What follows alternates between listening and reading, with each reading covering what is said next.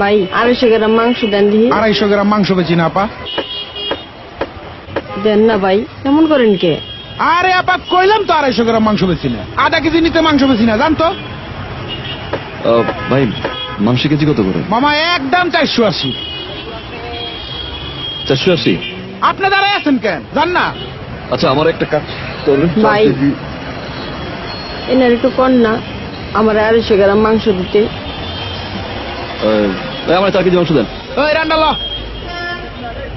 ভাই কর না। এই আপা জান, জান তো ওই বেটা এই খেদাবি করতে ভাই যত সব। কি হইছে? আরে ভাই আজকালকার কি আধা কেজির নিচে মাংস বেচে, 250 গ্রাম মাংস চাইতে। এই আপনি যান, পকেটে টাকা নাই, আইসে আবার মাংস খাইতে করতে যায় এগুলা। ওনারা তো খুচরা 250 গ্রাম মাংস বিক্রি করে না, আর খুচরা 250 গ্রাম মাংস তো অনেক কম। আপনি 250 গ্রাম মাংস দিয়ে কি করবেন?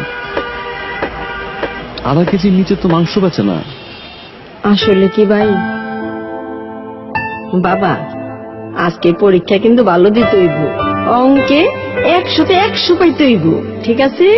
আচ্ছা মা। যাও। মা কি বাবা? আজকে যদি আমি পরীক্ষা ভালো করি তোমাকে গরু মাংস দিয়ে ভাত খাওয়াবা?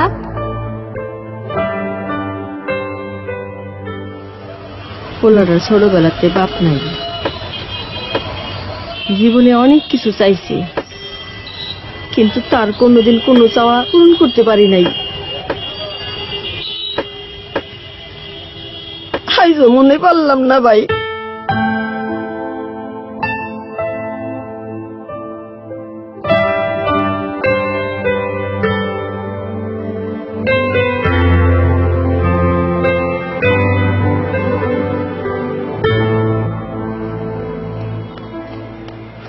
আপা, আপা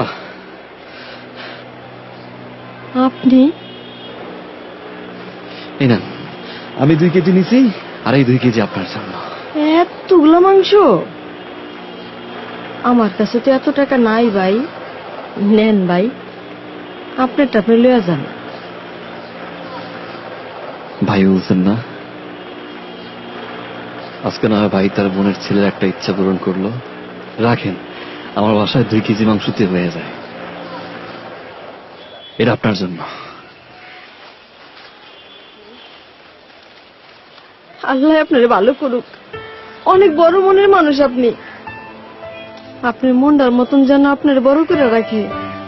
এই বোন ভাইয়ের জন্য দোয়া করব, আল্লাহ যেন বাইরে ভালো রাখে।